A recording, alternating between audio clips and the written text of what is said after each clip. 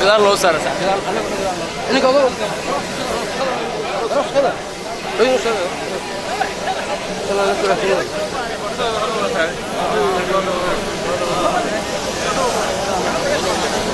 راح كان نسي أنا استلف واحد أنا وين جيبوا العادي جيبوا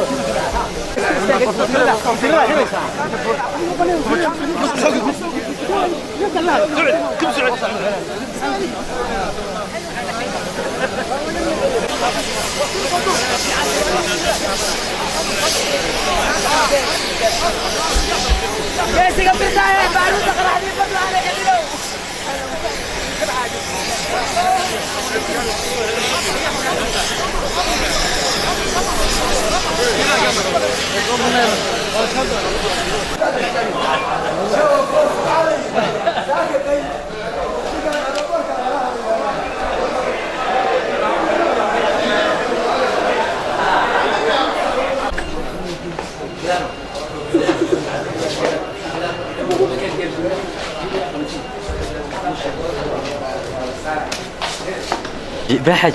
بدك بدك تربح بينه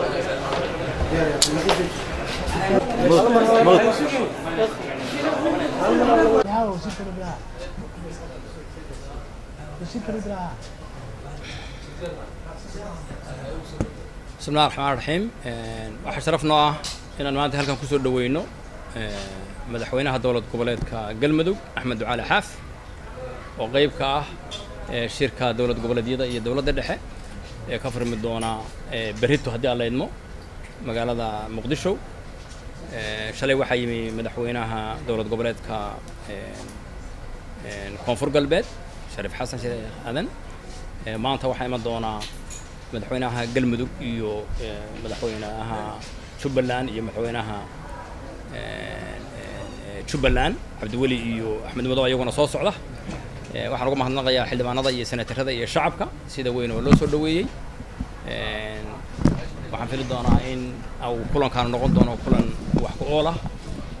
oo la isku meel dhigo hawlaha waaweyn ee qaranka u yaal haday tahay xoreynta dalka iyo haday tahay xoojinta federaalka iyo haday tahay kalsoonida iyo wada shaqeynta marka intaas baan oran lahaa dana madaxweynaha ayaan xiriisinay waxaan aad iyo aad ugu mahadcelinayaa wasiirka arrimaha gudaha iyo senatarada xildhibaanada dhammaan shacabka Soomaaliyeed oo hadda sida quruxda badan ii soo dhaweeyay aad iyo aad baan ugu mahadcelinayaa sidaad ogtihiin waxaan u nimid waa shirka oo madaxweynaha Maxamed Cabdullaahi Farmaajo uu nacazumay aad iyo aad baan maaragtay ugu faraxsannahay ilaahay waxaan ka rajeynayaa inuu noqdo shir horseeda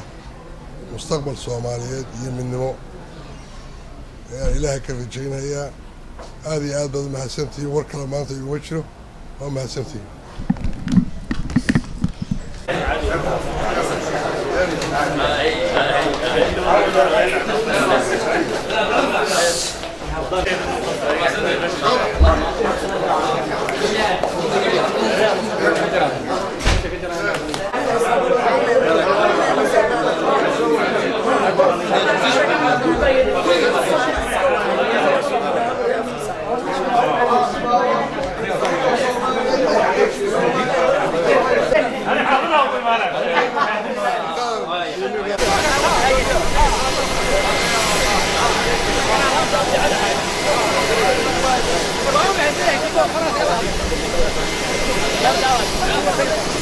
خلاص